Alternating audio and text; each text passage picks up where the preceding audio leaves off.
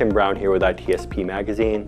We're talking with Caroline Wong from Cobalt Labs. So, can you tell me a little bit about what Cobalt Labs does? Yes, we provide crowdsourced pen testing. That's really cool. I read over what you were doing, and the crowdsourced model is really interesting. It puts a whole new perspective on, how you do pen testing. Yes, and the thing about traditional pen test work is simply that sometimes it's hard to match up exactly the right skills at exactly the right time. But with a crowdsourced global pool of freelance talent, we've simply got more to choose from.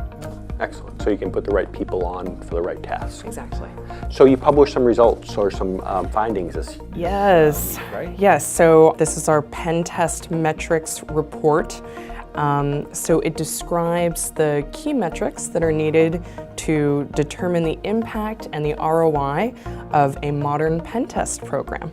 So I've talked to perhaps 4 dozen or so different application security teams over the last few years. Everyone does pen testing. A lot of people really struggle with metrics. People come to me and say, Caroline, how do I structure my metrics? And I say, well, do you have a single source of record for your pen test findings? That's a good place to start. And a lot of organizations really struggle with that.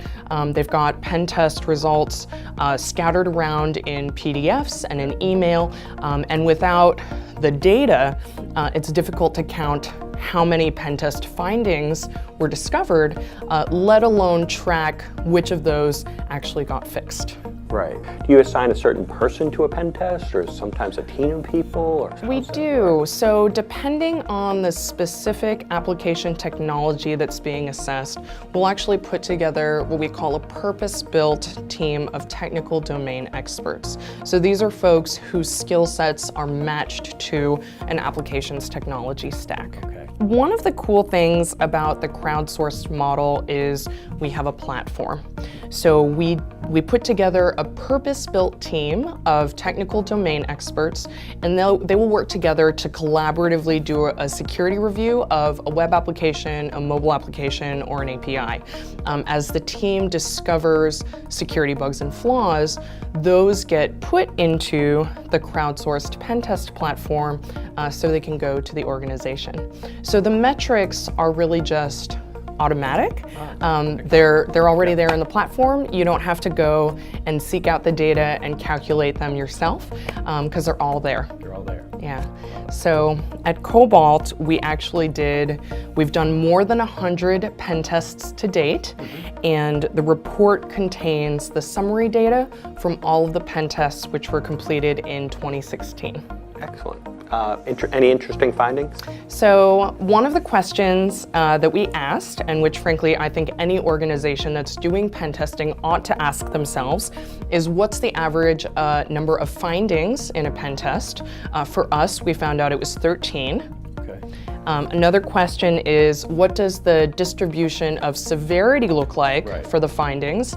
Out of all the pen test findings from our 2016 pen tests, we found that 9% of them were critical, 6% were high, 14% were medium, and the rest were low. And do the metrics also, do you start looking at how long to fix, and what the remediation was for them? We do recommend that organizations track time to fix, and each of the metrics included in this pamphlet has sort of a narrative description how an organization can practically go and get that kind of data for themselves.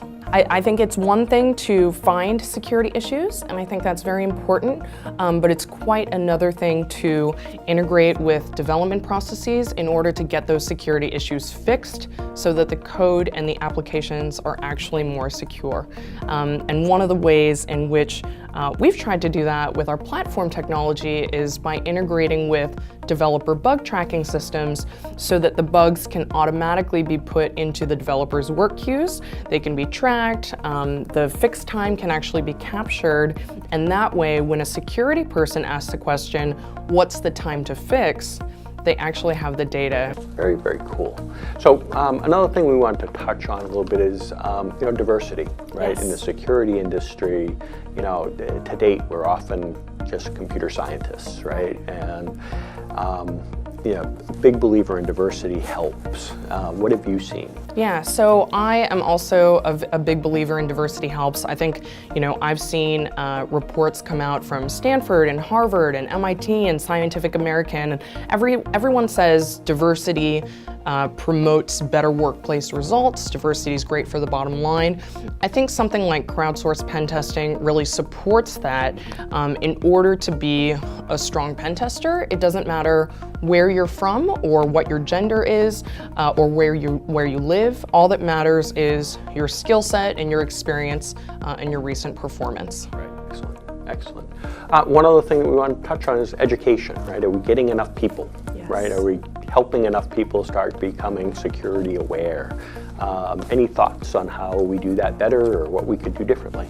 Yeah, so on the same topic of pen testing, I've seen organizations that choose to publish their pen test results internally to teach their development teams, like, hey, here's an attack that actually works on our code, and here's how to address something like that. I think that sort of local training that's more relevant can really make a bigger impact to a developer by communicating like, hey, this is something that could actually happen versus talking about something that's going to be less relevant, maybe not even in the same code base, or maybe that happened to someone else. But if someone sees real pen test results that happen to their code, then that's going to be something that I think is going to have a much greater impact. Yeah, I agree completely. That's a great idea. Well, it's been great talking to you. Thank you. My pleasure. Great content. Thank you. Thank you.